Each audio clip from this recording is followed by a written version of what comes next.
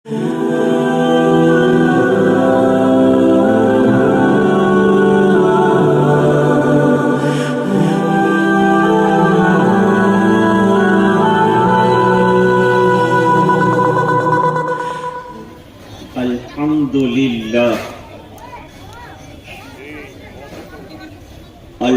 لله الذي هدانا لهذا وما كنا لنهتدي لولا أن هدانا الله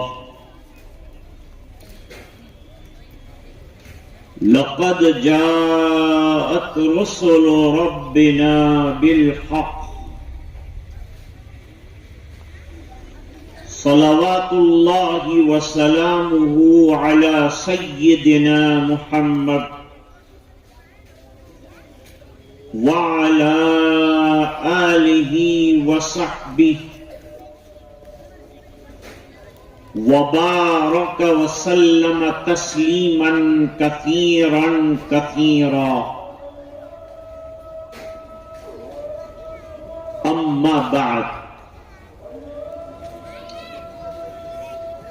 أعوذ بالله من الشيطان الرجيم. بسم الله الرحمن الرحيم.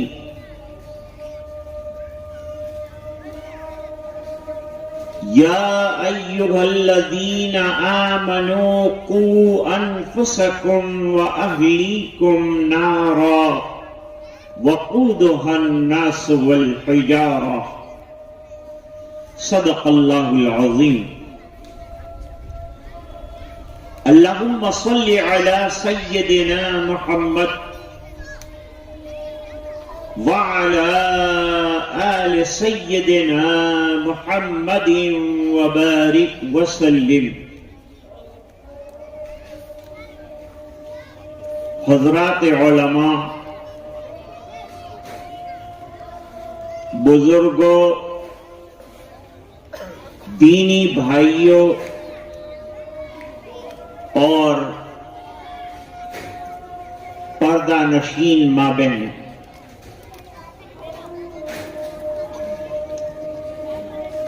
ابھی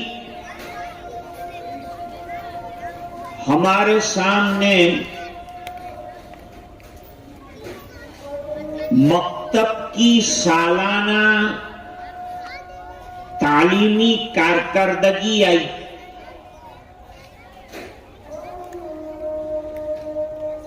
اساتذہ کیا پڑھا رہے ہیں، کیا تعلیم دے رہے ہیں، کیا تربیت کر رہے ہیں، اس کے نمونے آئے.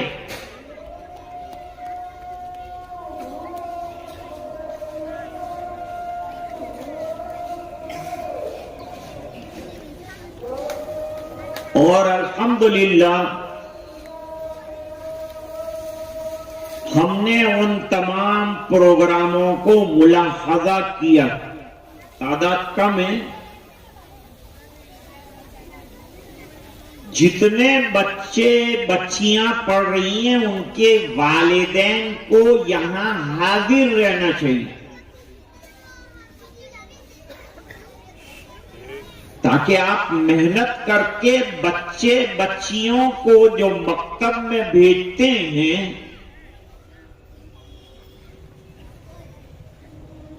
اس کا نتیجہ ہمارے سامنے آئے کہ ہم نے 1 سال بھیجا تو بچوں نے اس میں کیا حاصل کیا.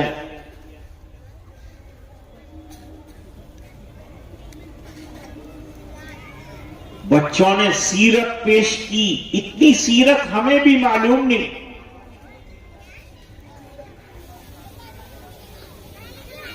بچوں نے قرآن کریم پیش کیا. ہم کو بھی اتنا اچھا قرآن نہیں آتا. بچوں نے عقیدے کی معلومات ہمارے سامنے پیش کی.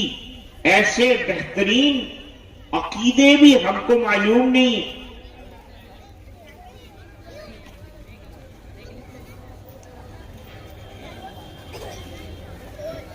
جبکہ اللہ تعالیٰ قرآن کریم میں فرما رہے ہیں یا ایھا الذین آمنوا قوا انفسکم واہلیکم نارا، اے ایمان والو اپنے آپ کو آگ سے بچاؤ، اور اس کے بعد فرمایا اپنے خاندان والوں کو، فیملی والوں کو آگ سے بچاؤ۔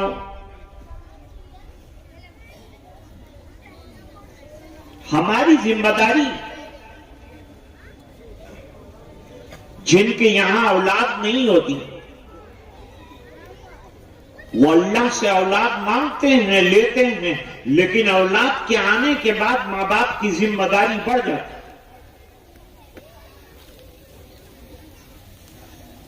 اس بچے کو آپ ڈاکٹر بنائیں، لائر بنائیں، انجینئر بنائیں، لیکن سب سے بڑی ذمہ داری اسے مسلمان بنائیں،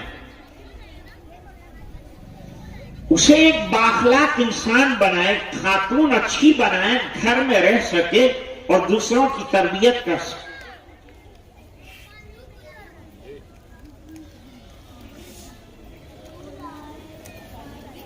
مکتب کی تعلیم بنیادی تعلیم ہے، لیکن ابھی بچوں نے بتایا کہ ماں باپ کا کام پہلا ہے۔ بچہ پیدا ہوتا ہے تو ماں کی گود میں آتا ہے، ذرا بڑا ہوتا ہے باپ کی گود میں جاتا ہے۔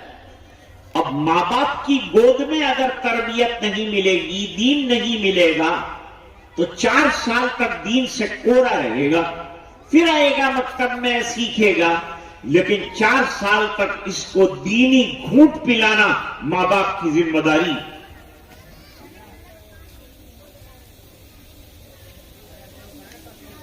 خواجہ نظام الدین اولیاء رحمت اللہ علیہ کے واقعات میں لکھا ہے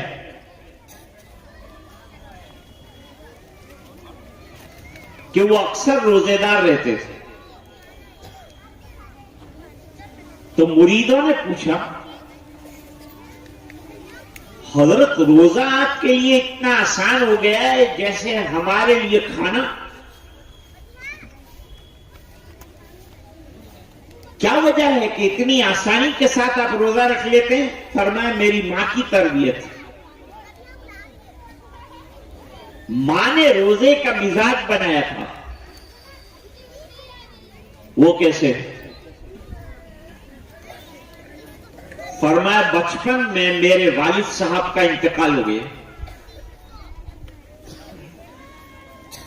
اور بچے کے باپ کا انتقال ہو جائے تو ایک درجے میں وہ بے سہارا ہو جاتا ہے، حالانکہ اللہ کا سہارا ہے، وہی پالتا ہے، وہی رزاق ہے، وہی دینے والا ہے۔ اکثر اولیاء کرام کے والد دنیا سے چلے گئے بچپن میں، اور ماؤں نے تربیت کر کے ان کو اللہ کا ولی بنایا ہے۔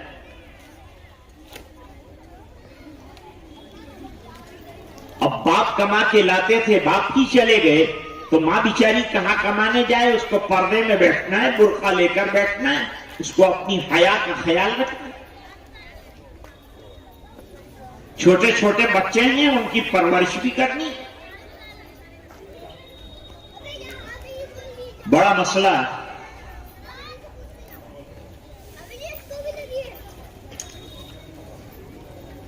اب ماں جو ہے برقع اوڑھ کر مالداروں کے گھر میں جاتی تھی، ان کے برتن وغیرہ صاف کرتی تھی، جھاڑو وغیرہ دیتی تھی، اور کچھ پیسے مل جاتے تھے، اس سے اپنا اور بچوں کا پیٹ پالتی تھی۔ کبھی کافی مل جاتا تھا، کبھی بالکل نہیں ملتا تھا، تو فاقہ ہو جاتا تھا، لیکن ماں کسی کے سامنے ہاتھ نہیں پھیلاتی، اپنا کام کیا اس کی مزدوری لیتی تھی، غیر اللہ کے سامنے ہاتھ نہیں پھیلاتی۔ مانگو تو اللہ سے مانگو، لو تو اللہ سے لو، دینے والا وہ، عطا کرنے والا وہ،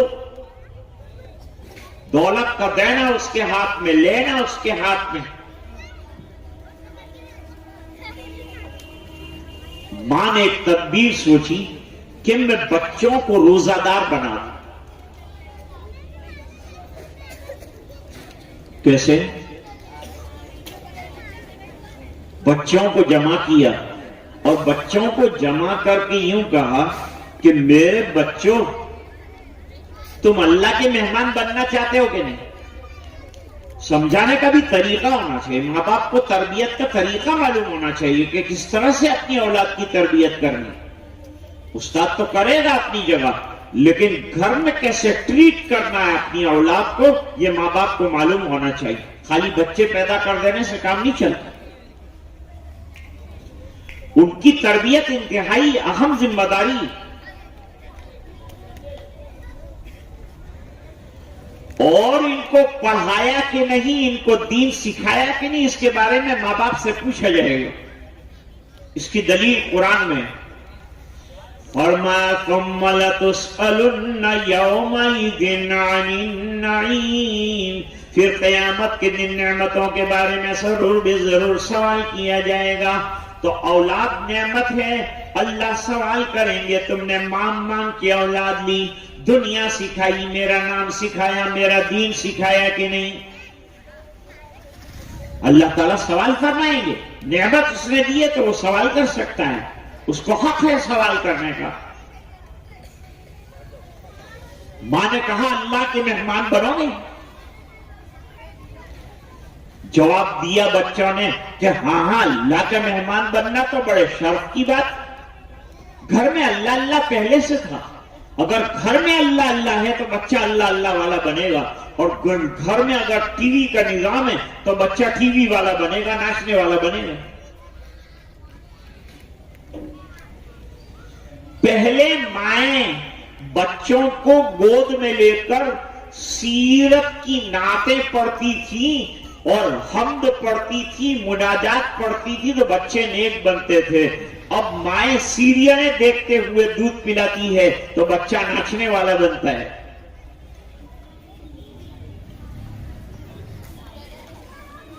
یہ ٹی وی اور یہ موبائل کی فلمیں زہر ہیں۔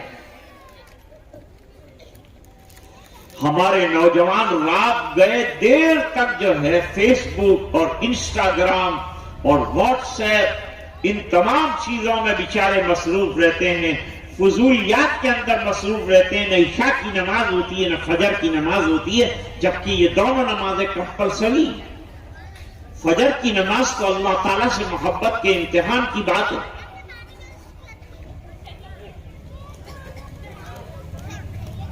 نوجوانوں، موبائل کے لیے ایک فکس ٹائم رکھ کر جلدی سو جایا کرو، اور فجر کی نماز میں ضرور بے ضرور نماز کے اندر مسجد میں باجماعت نماز پڑھو۔ دیکھو کتنی برکتیں ہوتی ہیں، اللہ روزی میں کتنی برکتیں دیتے ہیں، اللہ گھر میں کتنی برکتیں دیتے ہیں۔ نماز پر روزی کے دینے کا اللہ نے وعدہ فرمایا ہے۔ بچوں نے کہا ہم اللہ کے مہمان بنیں،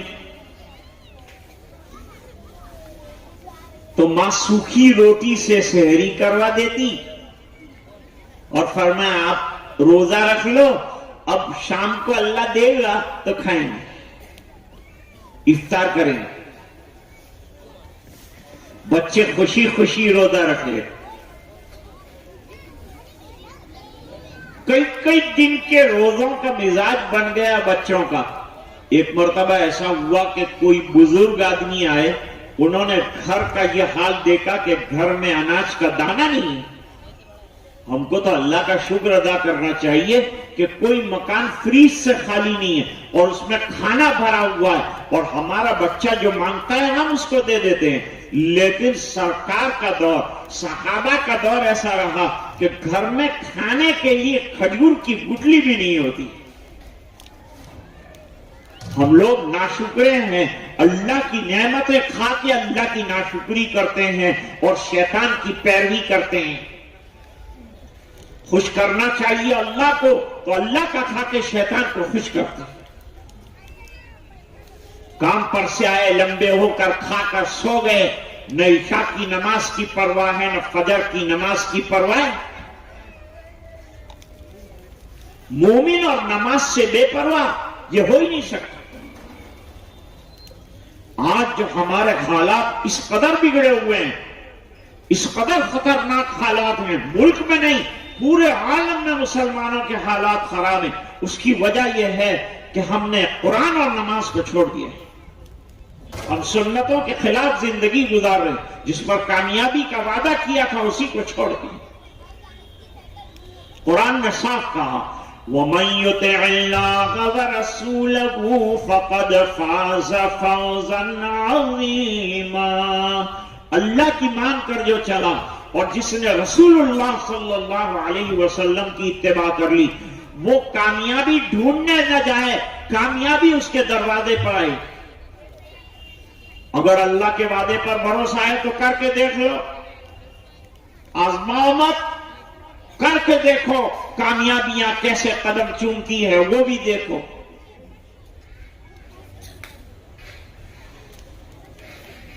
ایک اللہ والا آیا, اللہ نے اس کو مال بھی دیا تھا. جیسے آج لوگوں کو اللہ نے مال دیا تو انہوں نے مدرسے کا تعاون کیا, اللہ تعالیٰ ان کو جزائے خیر عطا فرمائے. دینے والے نام کے لیے کالجوں میں بھی دیتے ہیں اور اسپتالوں میں بھی دیتے ہیں اور اسکولوں میں بھی دیتے ہیں کہ نام ہو جائے گا. یہاں اللہ کے لیے یہ پیارے بچوں کی تعلیم اور تربیت کو ملحوظ رکھتے ہوئے آپ نے اللہ کے راستے میں پیسہ لگایا ہے, اللہ تعالیٰ آپ کو برکتیں ضرور عطا فرمائے. مسلمانوں کے کام اسی طرح سے چلتے ہیں اجتماعی طور پر. کسی نے کھانے کا نظم کر دیا, کسی نے مائک کا نظم کر دیا, کسی نے بیٹھک کا نظم کر دیا, کسی نے کرسی کا نظم کر دیا, کسی نے انعام کا نظم کر دیا. اس طرح ہمارے اجتماعی کام سب مل کر ہوتے ہیں اور اسی طرح کرنا چاہیے. اس وقت امت کو اتحاد کی بہت ضرورت ہے, متحد ہونے کی اور ایک ہونے کی ضرورت. نہ سونا چاہیے نہ چاندی چاہیے, وقت کا تقاضا ہے, بس ایک ہونا چاہیے. وہ بزرگ نے گھر میں اناج بھروا دیا, بہت سا غلہ بھروا دیا کہ اب بچے روزانہ روٹیاں. پہلے روٹی کے ساتھ سالن ضروری نہیں تھا, سوکھی روٹیاں بھی لوگ کھا لیتے تھے. آج الحمدللہ ہمارا نظام یہ ہے کہ ہمارے بچے نے اور ہم نے کبھی سوکھی روٹی دیکھی نہیں ہے, کھائی نہیں ہے, اور خالی روٹی تو کبھی نہیں کھائی.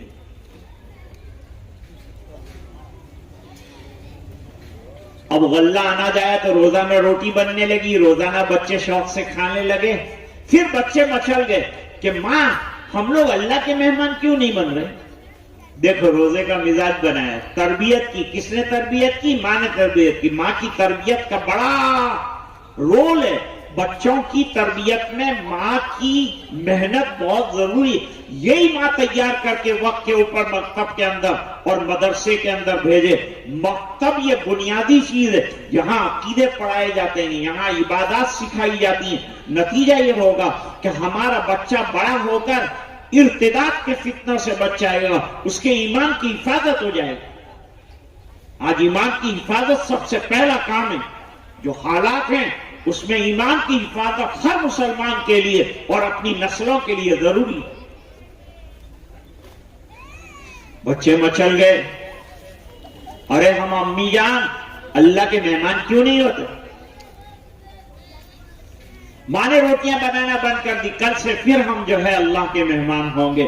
روزے کا اتنا مزاج بنایا کہ نظام الدین اولیاء رحمت اللہ علیہ 70 سال کی عمر میں لگاتار روزے رکھتے تھے. اگر ماں باپ نماز پڑھتے ہیں تو اولاد لازماً نماز پڑھے. میرے والد صاحب کا لطیفہ میں ہمیشہ سنا تھا.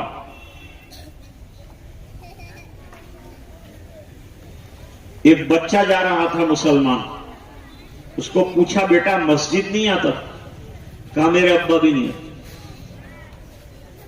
ابا نہیں آتے کوئی بات نہیں بیٹا تو آیا کر. کہا میری ماں بھی نماز نہیں پڑھتی. ارے تو نماز پڑھا کر. کہا دادا جان جمعہ کو پڑھتے. میرے والد صاحب نے فرمایا کہ یہ بچہ اصل میں یہ شکایت کر رہا ہے کہ میرے گھر میں نماز کا ماحول نہیں بنا, اس بنا پر میں کیسے نماز پڑھوں گا. پہلے میرے گھر میں نماز کا ماحول ہو تو پھر میں نماز پڑھنے والا بنوں گا. نماز اتنی امپورٹنٹ ہے کہ 7 سال کا ہو جائے بچہ، نماز کی تلقین شروع کر دو اور 10 سال میں ہلکی مار مارو تاکہ یہ پکا نمازی بن جائے، بالغ ہونے سے پہلے، لڑکی بالغہ ہونے سے پہلے اس کا مزاج نماز کا بن جائے، اس کا مزاج عبادت کا بن جائے، وہ پکی مسلمان بن جائے، وہ پکا مسلمان بن جائے۔ تو ماں کا کردار کتنا بڑا ہے کہ خواجہ صاحب بڑھاپے میں بھی روزے رکھ رہے ہیں۔ بات یاد آئی، خواجہ معین الدین چشتی سنجری اجمیری رحمت اللہ علیہ نے اجمیر شریف میں 75 سال کام کیا اور 90 لاکھ لوگوں نے توبہ کی اور اسلام قبول کی۔ اتنا بڑا کارنامہ ایک اکیلے پیر نے اور ایک اکیلے اللہ والے نے انجام دیا ہے۔ ماں زندہ تھی بڑی عمر تک، وہاں مزار بھی ہے۔ خواجہ صاحب اپنے ایک شاگرد سے ملنے کے لیے اجمیر سے مدینہ چلے، اجمیر سے دہلی گئے۔ اس زمانے میں سفر ایسے ہی ہوتے تھے۔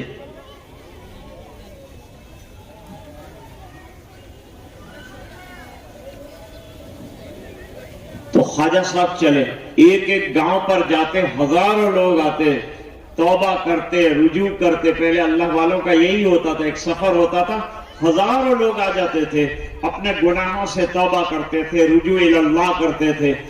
وہ گئے اور آئے تو اپنی ماں سے آ کر کہا کہ میں دہلی گیا تھا، واپس آیا ہوں، الحمدللہ 90,000 لوگوں نے میرے ہاتھ پر توبہ کی، تائب ہوئے، گناہوں سے معافی مانگی، اللہ سے اپنے گناہوں کا توبہ کی۔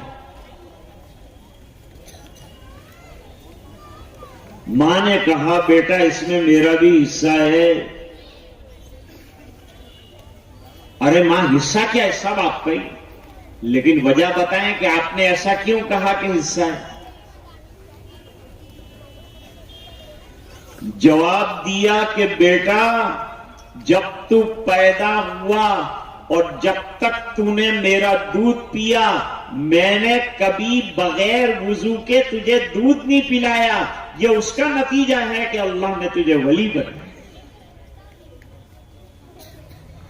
اور آج تیرے ہاتھ پر ہزاروں لاکھوں لوگ جو توبہ کر رہے ہیں، اس کا ثواب انشاءاللہ مجھے ملے گا۔ دیکھو ایک مثال سمجھو، ہم لوگ مکان بناتے ہیں تو سب سے اوپر ٹانکی ہوتی ہے پانی، وہاں سے پورے گھر میں پانی سپلائی ہوتی ہے۔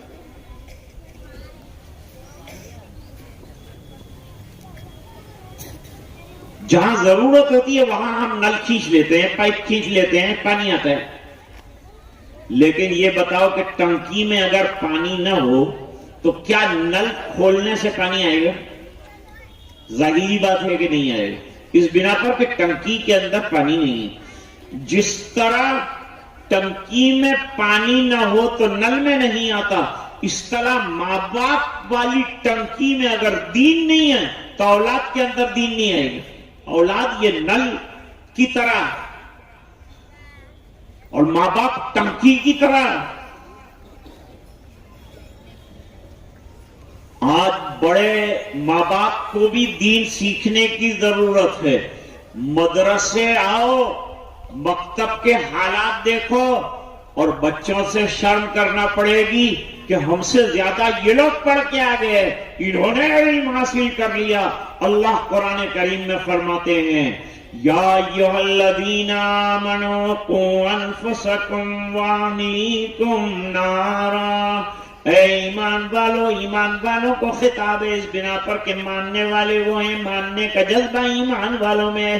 جو مانتے نہیں ہیں ان کو کہنا بیکار ہے، جن کا ایمان ہی نہیں ہے ان کو کہنا بیکار ہے۔ اللہ فرماتے ہیں اپنے آپ کو پہلے آگ سے بچاؤ. آگ کہاں ہے؟ چاروں طرف گناہوں کی آگ لگی ہوئی ہے. یہ آگ میں اپنی آنکھوں کو بچانا، اپنے کان کو بچانا، اپنی شرمگاہوں کی حفاظت کرنا، اپنے ایمان کی حفاظت کرنا بہت ضروری ہے.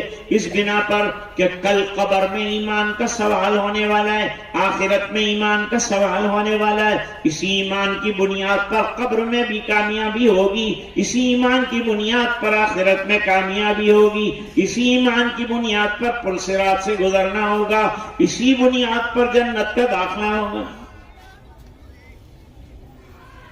ایمان کس کو کہتے ہیں؟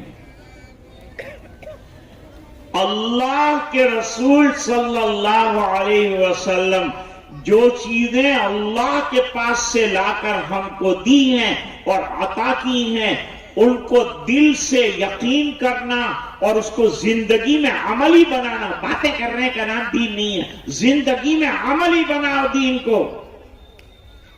صحابہ کے پاس تقاریر نہیں تھی، ان کے پاس عمل تھا. ان کے عمل کو دیکھ کر لوگ دین قبول کرتے تھے. سرکار کی سیرت مقدسہ، صورت نہیں سیرت مقدسہ کو دیکھ کر لوگ ایمان قبول کرتے تھے.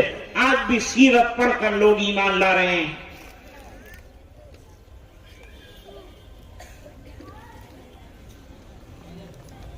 مائیکل ہارٹ ایک عیسائی رائٹر ہے. اس نے ایک کتاب لکھی انگریزی میں، دی 100. دنیا کے 100 بڑے آدمی. وہ کرسچن تھا تو عیسیٰ علیہ السلام کا نام پہلے لکھنا چاہیے تھا، لیکن پہلے نمبر پر جناب رسول اللہ صلی اللہ علیہ وسلم کا اسم گرامی لکھا، آپ کی سیرت کو لکھا، اور یوں کہا کہ میں چاہتا تو عیسیٰ علیہ السلام کا نام لکھتا، لیکن جو خوبیاں اور جو کمالات سرکار مدینہ جناب رسول اللہ صلی اللہ علیہ وسلم میں نے پائے کسی نبی میں نہیں پائے. حسن یوسف دم شاید بیضاداری، آنچ خوباں مادارند تو تنہا داری. اللہ تعالیٰ نے علوم کے گنجینے اور خزینے عطا فرمائے ہیں. یہ امت علم والی امت ہے. چھوٹے سے بچے کو اللہ تعالیٰ نے کتنا علم عطا فرمایا، کتنے سوالات کے جوابات دیے، کتنا بہترین تعلیم ہو رہی ہے. بھیجو اپنی اولاد کو، پڑھاؤ، دنیا بھی پڑھاؤ، اس پر بھی خرچ کرو، پیسہ بچاؤ، شادی میں فضولیات کو ختم کرو، اور اپنے بچوں کی تعلیم پر پیسہ زیادہ سے زیادہ جتنا لگ جائے لگا. اور پیسے کو ضائع مت کرو. ایک ایک پائی کا اللہ کے یہاں جواب دینا پڑے گا. سوال ہوگا کہ تم نے کہاں پیسہ لگایا.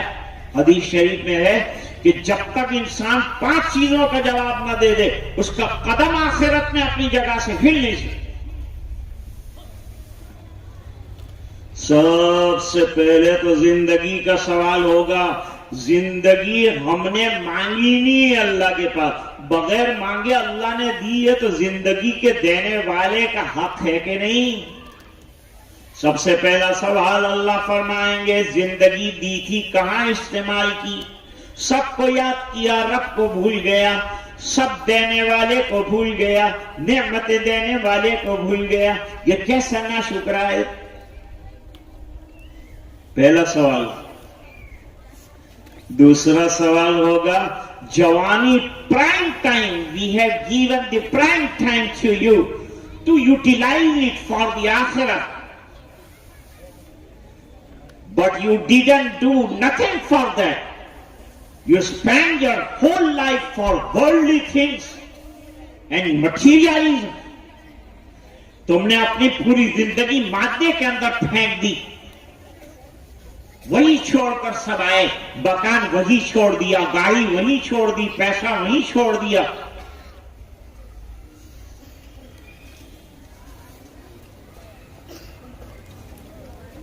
ٹاٹا بہت بڑا مادہ پرست اور بہت بڑا دنیا کا مالدار، وہ دنیا سے گیا، کیا لے کر گیا؟ 1000 کروڑ روپیہ وہ کباٹوں میں پڑا ہے، وہ بینکوں میں پڑا ہے، سڑ رہا ہے، وہ اپنی زندگی نہیں بنا سکا آخرت والی، بنا کے چھوڑ کے چلا گیا دنیا میں، دوسرے مزے کر رہے ہیں۔ کیوں کرتے ہو ایسا؟ تیسرا سوال ہوگا مال کہاں سے کمایا اور کہاں خرچ کیا؟ اگر غلط جگہ سے کمایا ہے اور غلط جگہ پہ خرچ کیا ہے، جواب دینا اللہ تعالیٰ کی یہاں مشکل ہوگا۔ اور علم کے بارے میں سوال ہوگا کہ تم نے علم سیکھا تو اس پر عمل کتنا کیا؟ کیا علم تم نے سیکھا؟ یہ جو دنیا کا علم ہے اس کو معلومات تو کہتے ہیں، علم نہیں کہتے۔ حضور پاک صلی اللہ علیہ وسلم اپنے پاس بیٹھے ہوئے چھوٹے بچے کی تربیت کرتے تھے۔ ہم لوگ تربیت نہیں کرتے، ہم کہتے ہیں کہ یہ چھوٹا ہے، تو چھوٹے کی تو تربیت کرنی ہے، بڈھا ہوگا جب تربیت کرنی کہ بہت چھوٹا ہے، بڑا ہوگا تو سمجھیں گے، بڑا ہوگا تو تم کیا سمجھیں گے، وہ تم کو سمجھا دے گا۔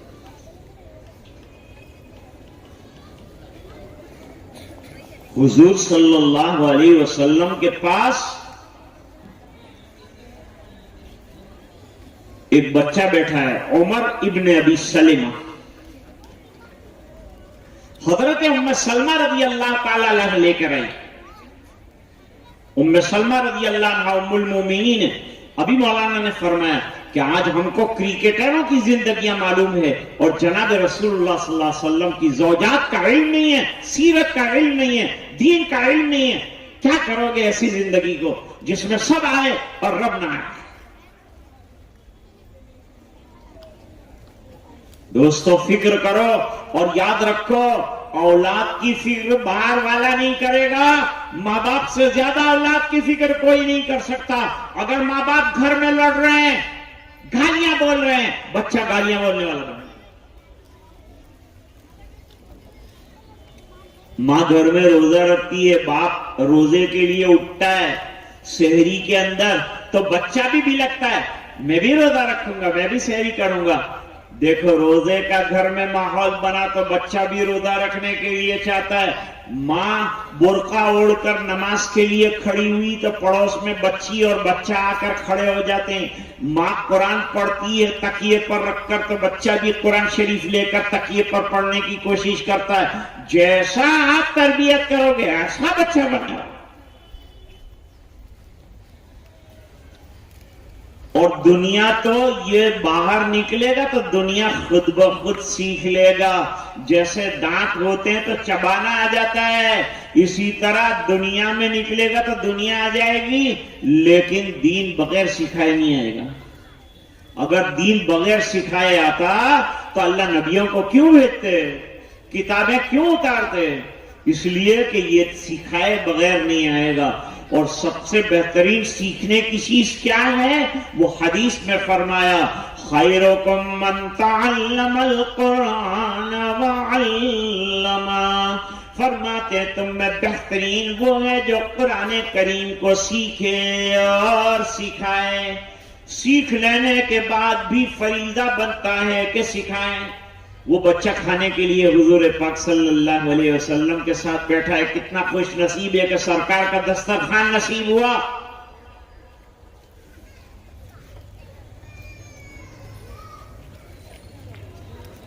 اب پہلا لقمہ بچے نے اٹھایا تو الٹے ہاتھ سے اٹھایا، فوراً حضور نے نوٹ کیا۔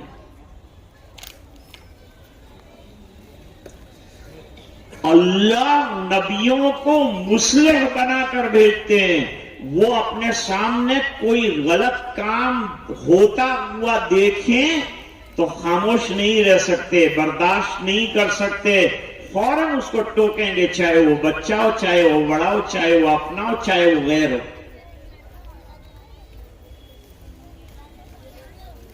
حضور پاک صلی اللہ علیہ وسلم نے بچے کا الٹا ہاتھ پکڑ لیے۔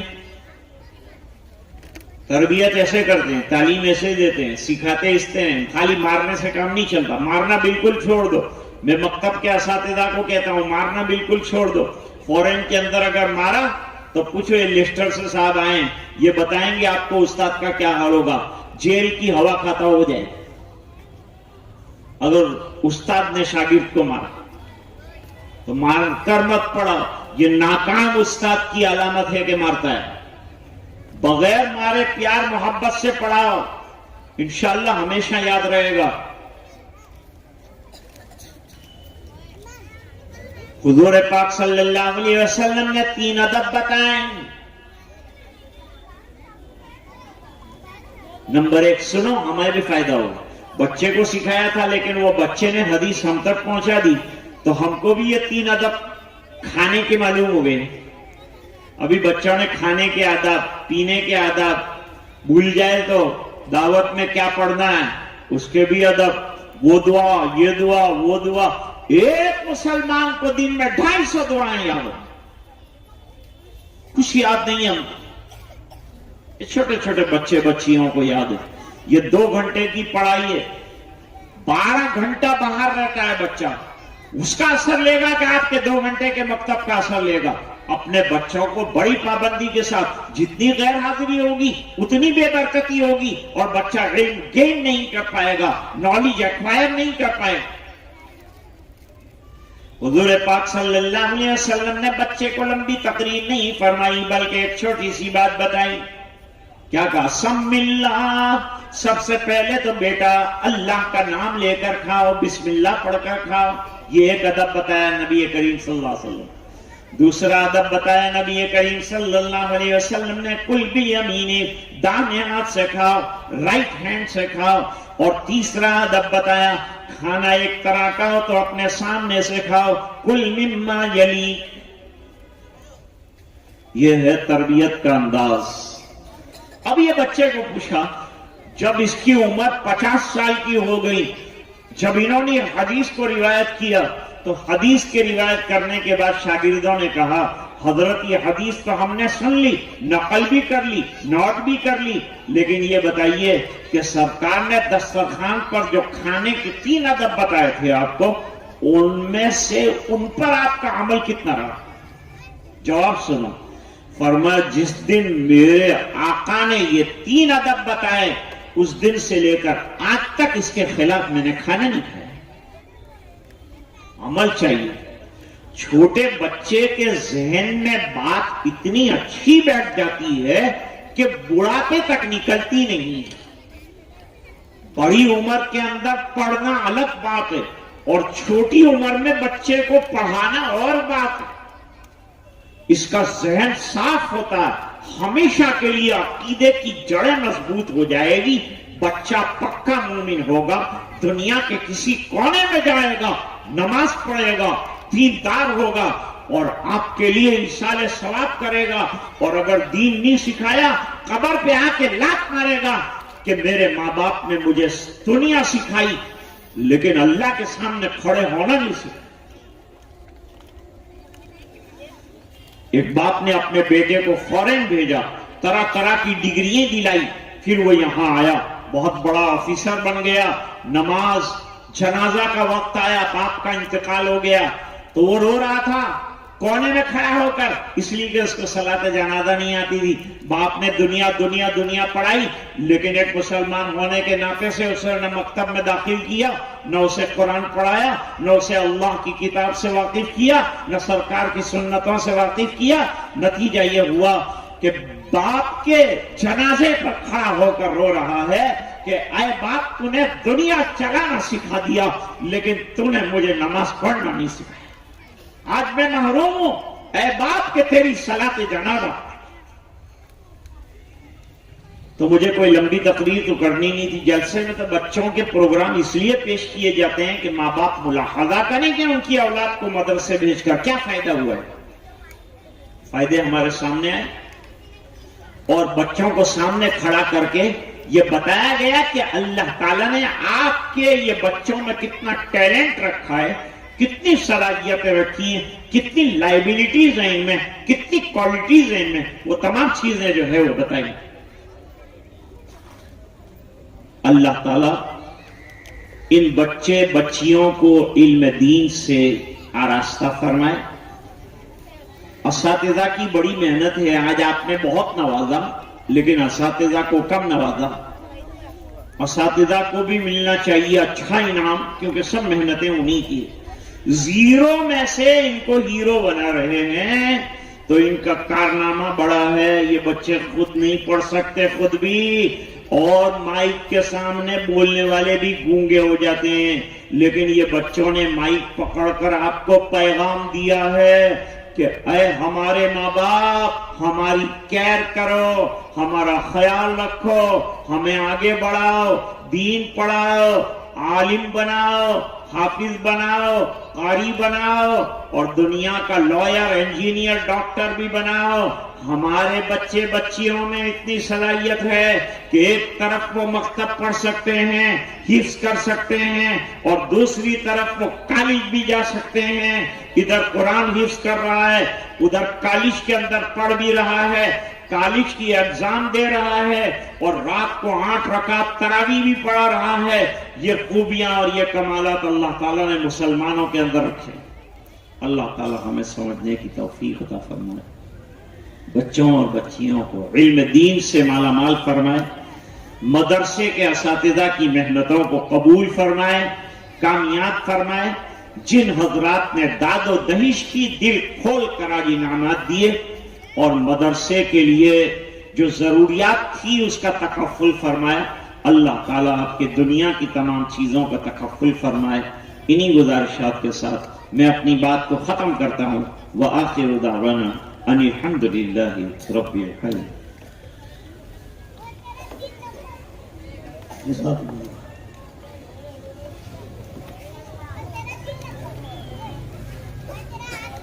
سبحان اللہ وبحمدہ سبحان اللہ العظیم۔ اللہم صلی علی سیدنا محمد وبارک وسلم۔ ربنا آتنا فی الدنیا حسنہ وفی الآخرۃ حسنۃ وقنا عذاب النار، وقنا عذاب القبر، وقنا عذاب الحشر، وقنا عذاب الفقر، وقنا عذاب الدین، واحشرنا یوم القیامۃ مع الابرار۔ ربنا لا تزغ قلوبنا بعد إذ هديتنا وهب لنا من لدنك رحمة إنك أنت الوهاب۔ ربنا اغفر لنا ذنوبنا وإسرافنا في أمرنا وثبت أقدامنا وانصرنا على القوم الكافرين۔ اللهم إنا نسألك علما نافعا وعملا متقبلا ورزقا واسعا وشفاء من كل داء۔ اے اللہ ہمارے گناہوں کو معاف فرما، کوتاہیوں سے درگزر فرما۔ اے اللہ اس مکتب کو اور جتنے مکاتب دینیاں چل رہے ہیں ان تمام کو کامیاب کرو۔ جو حضرات اس کو چلا رہے ہیں ان کو ہمتیں عطا کرو۔ اے اللہ جو اساتذہ اپنا خون جگر دے رہے ہیں بچے بچیوں کی تربیت میں، اے اللہ ان کو علم میں برکتیں عطا فرما، ان کے مال میں برکتیں عطا فرما، ان کی زندگی میں برکتیں عطا فرما، خیر اور عافیتیں مقدر فرما۔ اے اللہ جن حضرات نے سخاوت کی اور آج کا جلسہ سجایا، اے اللہ ان کو جزائے خیر عطا فرما، بہترین بدلے عطا فرما۔ اے اللہ دور دور سے لوگ سننے کے لیے دین کی بات اور جلسے میں بچوں کی کارگزاری دیکھنے کے لیے آئے، اے اللہ ان کو بھی جزائے خیر عطا فرما۔ اے الہ العالمین بچوں کو دینی عقائد میں مضبوط تر فرما دے، اور اے اللہ موجودہ دور میں فتنوں کے دور میں اے اللہ ہمارے ایمان کی حفاظت فرما، ہمارے بچے بچیوں کے ایمان کی حفاظت فرما، ہمارے نسلوں کے ایمان کی حفاظت فرما، عزت آبرو کی حفاظت فرما، ہماری ماں بہنوں کی حیا کے جادے کی حفاظت فرما۔ اے الہ العالمین پورے مجمع کی مغفرت فرما اور امت کے ایک ایک فرد کی مغفرت فرما۔ اے اللہ یہ دعائیں اپنے فضل و کرم سے قبول فرما۔ سبحان ربک رب العزت عما یصفون وسلام علی المرسلین والحمد للہ رب العالمین۔ مبارک ہو شہ ہر دو سرا تشریف لے آئے، مبارک ہو محمد مصطفیٰ تشریف لے آئے۔ مولایا صلی وسلم دائما ابدا علی حبیبک خیر الخلق